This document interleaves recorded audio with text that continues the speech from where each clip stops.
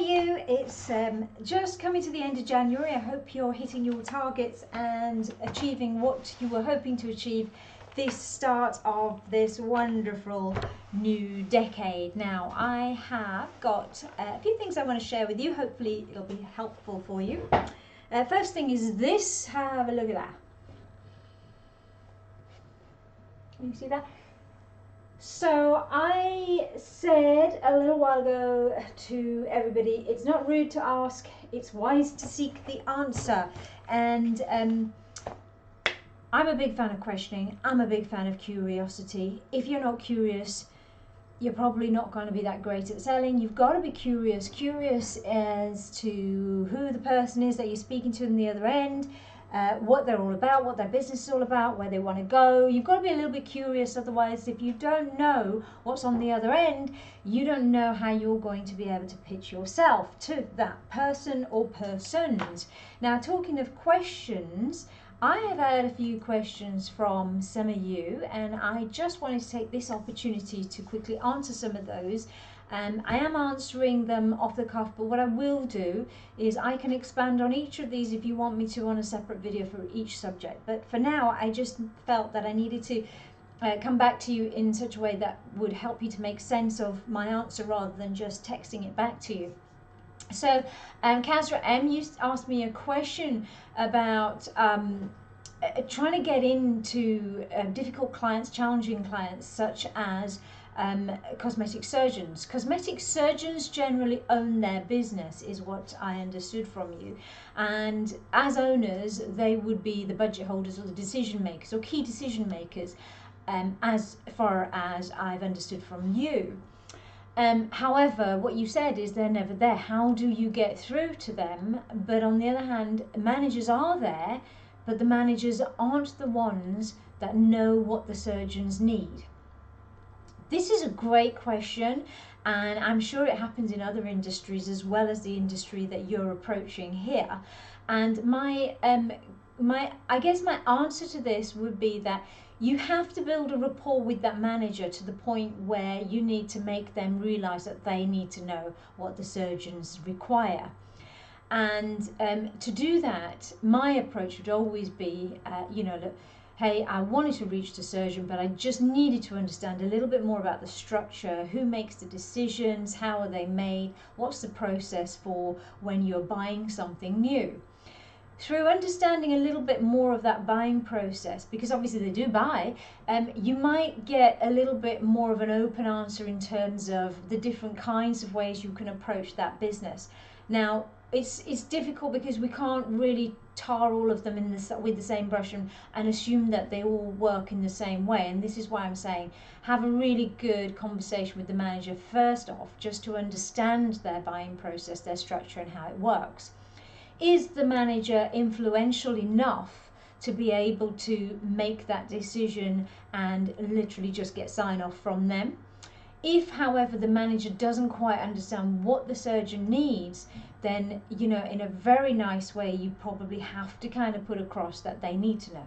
So, for example, I might ask questions such as, so who makes the decisions in your organization, the final decision in your organization as to what purchases need to be made for the next, let's say, term based on how they work? The manager might turn around and say, well, it's a joint decision. Okay, so in that case, how do I get in front of those decision makers? What's the usual process? How do you currently purchase products?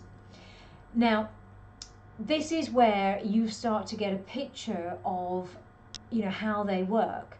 And then the next question might be, well, how can I come in front of you, or how can I present something to you? Now, most managers, I assume, might turn around and say, well, if you show me all about it, then I can pass it on. And at that stage, it's very difficult because I wouldn't want to give somebody else the job to sell what I'm selling, because you're good at selling it, they can't sell it on. So in order to get the process rolling, I would probably say to the manager, hey, look, I've got some questions, and if you can answer it, what I can do for you is help you to get the answers to these questions, and then maybe if I call you back in a week's time, maybe we can go through that and understand what it is exactly these surgeons require, because I understand time is precious. Again, what you're doing there is you're just being very respectful to them. I understand time is precious, therefore how about I put together a questionnaire of all the things that I think that this product could benefit the surgeons on and why other surgeons have requested it. Put that in because you're kind of showing that it has been in demand, and then just say to them, you know, these are the reasons why other people buy it. Could you put that to your surgeons, and can we have a conversation next week? And better still, if their response is positive, perhaps I can come there and pitch to all of you together. All right, so that's a little insight into the way I would approach that kind of call. Again, it's all about questions. It's all about understanding how their process works, their buying, their purchasing process, and not to assume that they all work in the same way. Privately owned or businesses like that, they're going to be, you know, there's going to be some trends, but they're going to work the way they want to work, and that's individual to the owner and the person who runs the show. Okay, I hope, Kasra M, that has helped you with your question. The next question I have here is, do you recommend leaving a voice message? Stephanie O'Brien, thank you for that question. The answer is, depends on how well you know the person. And if you don't know the person, it's a cold call, then my short answer is no. I don't recommend leaving a voice message ever, because if you think about it, put yourself into the person's shoes. If somebody leaves you a voice message, somebody you've never ever met before, and you get this voice message, you've just suddenly had almost like a talking brochure left for you, or you've given the other person the opportunity to decide whether they're going to take your call in the future or not. And more often than not, they're going to say no. So, because they haven't got to know you. Remember, you're selling yourself on the phone first. Remember, this is what I keep saying. First and foremost, you're selling yourself. You cannot sell yourself to somebody you don't know through a voice message. That's my answer and my take on leaving voice messages. I really don't think it's appropriate. The only time I've left a voice message, hey, I'll tell you a story, on a cold call. So I called this guy, this sales director. I can't name them. I can't name the business, obviously, because after that they were really nice. But it started off with a phone call. I introduced myself, and the gentleman said, "Can you call me back? I'm in a meeting." I said, "Yes, sure. What time do you want me to call you?" They said, "Oh, 5 o'clock." Great. Sure enough, 5 o'clock I called this person. So I immediately said, hi, it's Shea again. Hi, so-and-so, it's Shea again. You asked me to call you back. And he hung up. So that happened a couple of times. And so now I'm the sort of, I'm like a dog with a bone when somebody does that, because I think, hang on a minute, you asked me to call you back. So it's fun. Let's call again. So I called again, thinking, how many times is this person going to hang up on me? Let's see. I called. And do you know what? It went straight through to voicemail. So I did leave a voicemail on this occasion. And this voicemail went something along the lines of, hi, I just have to let you know that I have never come across a salesperson in a senior position such as yours to act in such a rude way to another salesperson ever before. And I just think it's uncalled for. As a sales director yourself, you should know different, and I really, really hope that your teams, your sales teams, don't get the same sort of response from their prospects.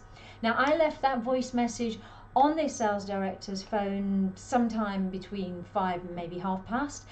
So I didn't get an answer that night, but the very next morning at something like 7:30 in the morning, the guy called me and apologized, and we got off and had a really good rapport, and one thing led to another, and that was a good client in the end of the day. So, you know, sometimes you have to, but on the whole, I'd say no. Just thought I'd share that with you. Thank you, Stephanie, for your question. I hope that's helped. Right, the other question I have is, how do you start a cold call for a product when you're selling a product? Okay, so this is Naveen Good, and Naveen, what I'll say to you is this. I have put out a video before about making sure that you know your product and the value of your product first. You're going to put across a product, again, same rules apply, you're selling yourself first before the product. But if you're going to put a product across, know the value of your product. What are its features? What could be the potential benefits, if any, to the customer that you're speaking to? And the only way you're going to know that is by doing your homework on the customer.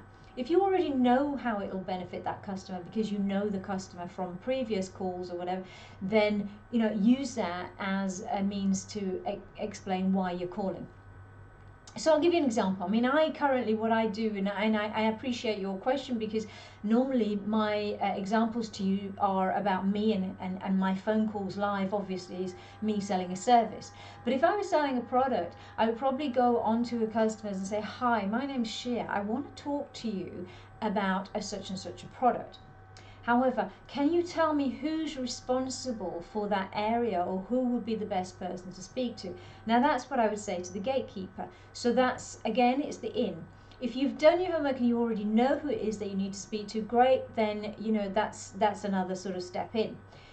Objections, if you get objections to the product thing, it's just a case of, look, I just want to understand how this product would fit in to your organization. I'm not really trying to force it on anybody, so it's just a case of understanding who it is that I need to speak to, and if that person's available, and perhaps they can give me some guidance on where this product fits. Now, when you speak to a decision maker on the other side, it is the person that you think you should be speaking to, in procurement, purchasing, whomever it might be, in design. You may then want to ask them again. I keep saying this, ask questions. Don't just pitch your product straight out. Find out a little bit more about them.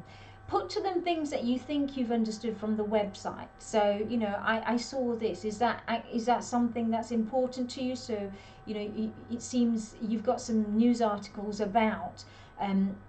Do you think that you could, you're going to work on that more? Or, look at the website, look at things. And I see you've worked with so-and-so. We've kind of worked with them too. So it's that kind of thing. And then you put that forward, but understand them before you start trying to pitch your product, because your product will mean nothing and will be of no value to that particular customer unless you can see which angle to bring it in at, and you're only going to understand that angle if you ask them questions about their business. So I hope, Naveen, that's given you a little bit of an insight into how to handle that one. It actually links me nicely into the next question from Shea Malik, sorry. And you asked me, where do you get your information from on the website? Okay, so here's some tips. Go to the home page, go to About, understand where they're at, look for leadership, look for the people, the key people that you might be speaking to. So that's a people thing. In terms of other areas, it depends again what you're selling. If you, I always look for commonalities, something where there's common companies you might have worked with, they might have worked for. I go for news pages because if there's something interesting and exciting, it might give me some information on which I can build my argument and my benefits on to the company, and how my service could really enhance what they're already working on and what they're already proud of, what their current achievements have already been. So for example, if somebody's achieved some great sales, then it'd be like my questions. I'll give you a really good example actually. So let's say that they've, on a news article, they've talked about how they've acquired this huge contract with a client, somebody that they've been chasing. That's fantastic. So I might ask questions like, okay, that's brilliant. What about, do you look for smaller clients? What's the kind of lead time leading up to something this big? That's a massive achievement. How long did it take to achieve that? You see, what I'd be looking for is looking for gaps in things like bread and butter wins, the small wins, not just the big wins. So let's have a look how we can enhance the big wins with the small wins as well. So it's always about looking for the gaps, and that's how I would look at websites. News pages, anything in common with you. Language, look at the language that they use, just changing simple, very simple language to match theirs. can really help you to build that rapport that you need right at the beginning. I can't think of an example offhand, but I'm sure it'll come to me in a minute. But there are little tiny gifts. Okay, customer service versus customer excellence. That's a great example. You could say, you know, this, what my product would do is help you to deliver that customer excellence, instead of saying my product would help you to deliver that excellent customer service. Customer excellence is it's the tiny little changes that can build that rapport with the customer. So there's some tips in terms of where to look and what to look for on a company's website. Of course, it's not just their website that you get information from. Obviously, there's all the social media you can use, and there's lots of social media experts out there dying to help people as to create leads, etc. But you know, there's nothing like understanding these things from the horse's mouth. Remember, what you hear or read on a website does not tell you the full story. It gives you information enough to ask questions. Always use it as a means to build a bank of questions to help you understand, and while you're doing that understanding, you're actually building a greater rapport with the person that you're speaking to. Okay, right, and finally the last question I have here in front of me is from Focus 365. Again, thank you for all the questions. How many calls do you make a day? How long is a piece of string? I mean, really, how many calls I make really doesn't bother me at all. What I strive to do is achieve more than I did yesterday. All right, you can start with 3, you can start with 300. That doesn't matter to me or anybody else. Well, who it should matter to is you. What you should be thinking about is, how many am I converting, not so much how many am I making. It's not a numbers game in my book, and I've said this before. Once you make it a numbers game, you're burning out your doors, you're burning out your opportunities. Do the research. And again, I do completely understand if you guys are in a call center where you don't have that opportunity, but the dialer just throws you into the next call. That's fine, but I'm talking to people like myself who can make calls, who can make time to make calls. Make the calls count rather than count the calls. All right, that's my key message for you, Focus 365, because it's more important that you make the call count rather than count the number of calls. All right, bear that in mind and work to what is you, and work to make you better each day.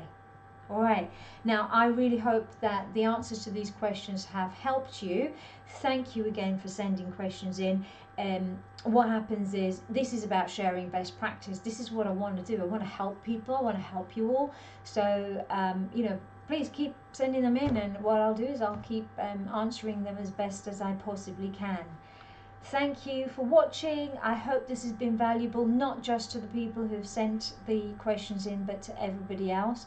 And as I said, there is never a silly question. Curiosity is the best thing you can have as a salesperson. Remember what I said right here. You know, it's wise to ask that question. So ask. I might just be able to help you. Okay, so I'm going to go now, but great to talk to you. Take care. Speak to you soon.